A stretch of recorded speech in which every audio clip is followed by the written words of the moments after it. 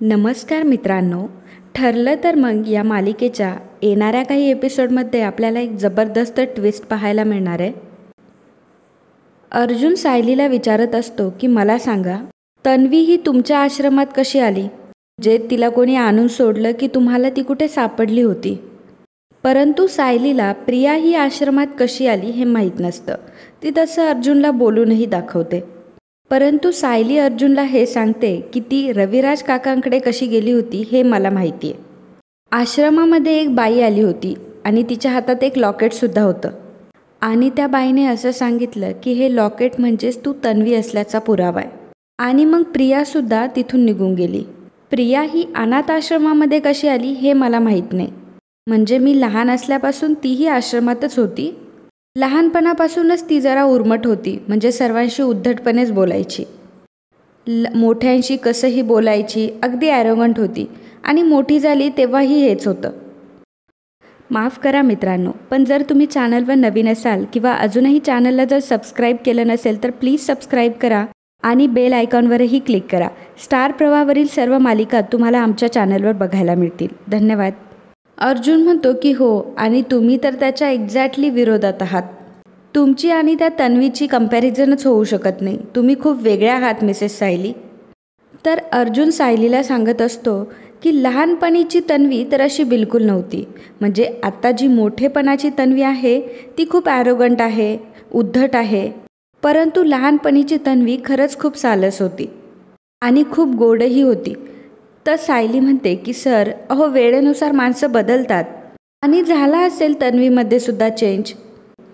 सायली अर्जुनला सांगते की तुम्हाला जर प्रियाबद्दल काही विचारायचं असेल तर तुम्ही मधुभाऊंना विचारा, कारण मधुभाऊंना तिच्याबद्दल सर्व काही माहिती आहे.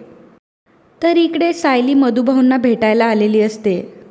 सायलीने मधुभाऊंना न सांगता अर्जुनसोबत लग्न केलेलं असतं. या गोष्टीचं तर खरं तर तिला खूप गिल्ट असतं. सायली रडायला लागते. तेव्हा मधुभाऊ म्हणतात की अगं वेडे, रडतीयस कशाला? सायली म्हणते की मधुभाऊ, मला खूप अर्जंटली लग्न करावं लागलं आणि मला आपल्या केसबद्दलसुद्धा अर्जुन सरांसोबत बोलायचं होतं, डिस्कशन करायचं होतं, म्हणून हा निर्णय आम्ही खूप लवकर घेऊन टाकला. मधुभाऊ म्हणत असतात की अगं वेडे, खरंच ही खूप चांगली गोष्ट घडली आहे. आता मी या जेलमधून कधी सुटेल की नाही हे पण मला माहीत नाही. सायली म्हणते की मधुभाऊ प्लीज असं बोलू नका. मी अर्जुन सरांसोबत बोलली आहे तुमच्या केसबद्दल, तुमच्याबद्दल बोलली आहे. मधुभाऊ फक्त मला एक गोष्ट सांगा ना की प्रिया आपल्या अनाथाश्रमामध्ये कशी आली होती? नाही म्हणजे मला हे माहिती आहे की एक बाई आपल्या आश्रमामध्ये आली होती आणि तिच्या हातात एक लॉकेट होतं. मधुभाऊ म्हणतात की बेटा असं काहीच नाही आहे. मी प्रियाला एका रस्त्यावरून उचललं होतं. तिथे आजूबाजूला तिचं कोणीच नव्हतं. तिला असंच रस्त्यावर सोडून दिलं होतं. त्यावेळी मी तिला आपल्या आश्रमात घेऊन आलो, तिला लहानाचं मोठं केलं. पण सायली बेटा, तू मला हे सगळं का विचारतीयस? नेमकं झालंय तरी काय? सायली म्हणते की मधुभाऊ, प्रिया फक्त खोटं बोलतीये. मला असं वाटतंय की तिचं काहीतरी वेगळंच मत आहे. मला तर असं वाटतंय की ती किल्लेदार आणि सुभेदार दोघांनाही फसवतीये. मधुभाऊ म्हणतात की हे सत्य तू लवकरात लवकर आता उघडकीस आण. बाहेर आल्यावर मी या सगळ्या गोष्टी बघेलच, पण त्याआधीच तू हे सर्व उघडकीस आण. त्यानंतर सायली पुन्हा अर्जुन आणि चैतन्यला येऊन भेटते. ती त्या दोघांनाही सांगू लागते. सायली म्हणते की सर, तुम्हाला वाटते तेवढी ही गोष्ट अजिबात सोपी नाही आहे. तुम्ही म्हणत होता तेच बरोबर होतं. प्रियाला एका बाईने नव्हतं आणलं, तर प्रियाला एका रस्त्यावरून उचललं होतं. तिच्या घरच्यांनी तिला रस्त्यावर सोडलं होतं आणि मग मधुभाऊ तिला आश्रमात घेऊन आले.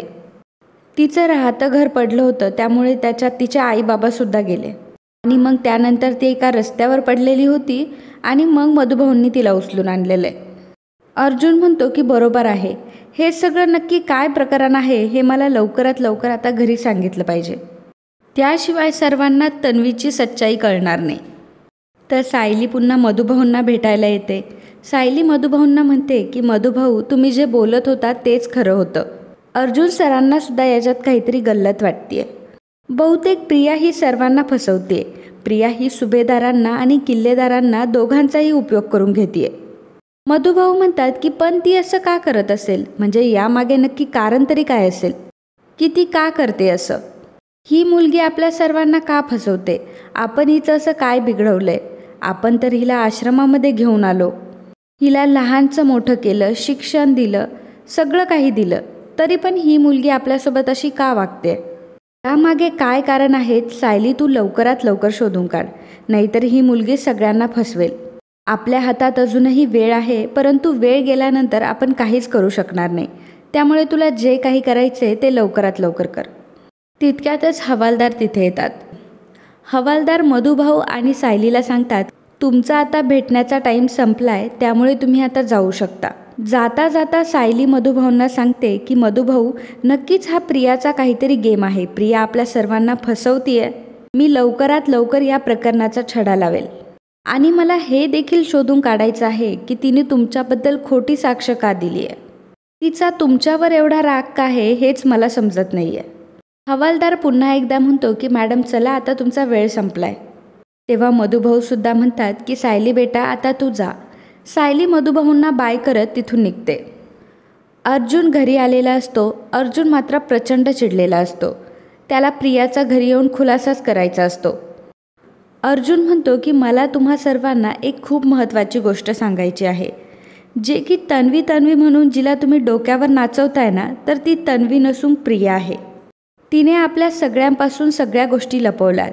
तिने आपल्यापासूनही लपवलंय आणि रविराज काकांपासूनही लपवलंय. प्रताप अर्जुनला म्हणतो की अरे तुला काय वेड लागलंय का, की डोक्यावर पडलायस तू? हे तुझं मध्येच काय अचानक? त्यावर पूर्णा आजी म्हणते की अर्जुन, तू तुझ्या आवडत्या मुलीशी लग्न करून तर मोकळा झालायस, मग आता प्रियाची कुंडली का बाहेर काढतोयस? नाही म्हणजे तुला हे सर्व का करायचंय? तुला आणखी का त्रास द्यायचा आहे? अर्जुन म्हणतो की ती सर्वांना फसवतीये. ती सर्वांना फसवते आणि तिच्या फसवेगिरीला कोणी बळी पडू नये म्हणून मी सर्वांना सावध करतोय. माझं तुम्हाला फक्त एवढंच सांगणं आहे की तुम्ही वेळीच सावरा आणि प्लीज तिच्यापासून जरा बाजूला राहा. तिचा नक्कीच काहीतरी वेगळा आणि मोठा मोटिव्ह आहे. पूर्णा आजीचा मात्र या सगळ्या गोष्टीला खूप विरोध असतो. पूर्णा आजी पूर्णपणे तन्वीच्या बाजूने असते. कल्पना म्हणते की पूर्णाई, मी काय म्हणते की अर्जुनला जे करायचे ते करू द्या ना त्याच्या पद्धतीने. त्याला जे काही समजायचं असेल ते समजू देत, तो त्याच्या पद्धतीने करेल प्रयत्न. तर अर्जुनने रविराजला सुद्धा प्रियाबद्दल कल्पना दिलेली असते. त्यामुळे रविराज अजूनच खचून गेलेला असतो. रविराजला खूपच वाईट वाटलेलं असतं. रविराज पुन्हा एकदा प्रियाला विचारतो की तन्वी, मला सांग की तू खरंच तन्वी आहेस ना? जेव्हा तू आधी घरात आली होती तेव्हा मी तुझ्या पायावरची खून पाहिली होती, परंतु आता मला संशय येतोय आणि म्हणूनच मला असं वाटतंय की एकदा पुन्हा तुझी उलट तपासणी घ्यावी.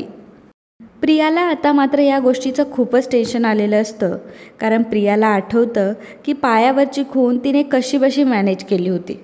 मग हा पुरावा आता पुन्हा उपस्थित कसा करावा हा तिच्यापुढे मोठा प्रश्न असतो. आता ती जन्मखून पुन्हा कशी दाखवावी हे तिला सुचत नसतं. रविराज प्रियाला विचारतो की जर तुझी काही हरकत नसेल तर मला ती जन्मखून परत दाखवशील का? सुमन म्हणते की हो काय करताय भाऊजी तुम्ही आधीच तिची खून बघितली होती ना, हे म्हणजे आपल्याच मुलीवर अविश्वास दाखवण्यासारखं आहे. रविराज म्हणतो की वहिनी कसं आहे ना, हे सर्व बाहेरून उपस्थित केलेले प्रश्न आहे, त्याच्यामुळं आता मला या गोष्टींचा उलगडा केलाच पाहिजे. प्रिया स्वतःचा पाय रविराजला दाखवते. ती रविराजला म्हणते की तुम्हाला माझ्यावर विश्वास नाही आहे ना, तुम्ही बघून घ्या माझ्या पायावरची खून. जी खून स्पष्टपणे सांगतेय की फक्त आणि फक्त मीच तन्वी आहे. मला एकच गोष्ट कळत नाही की याच गोष्टीवर तुमचा सतत प्रश्न का उठत असतो. पोलीस देखील तिथं आलेले असतात आणि तन्वीने पुन्हा एकदा तिचा खोटारडेपणा खरेपणात सिद्ध केलेला असतो.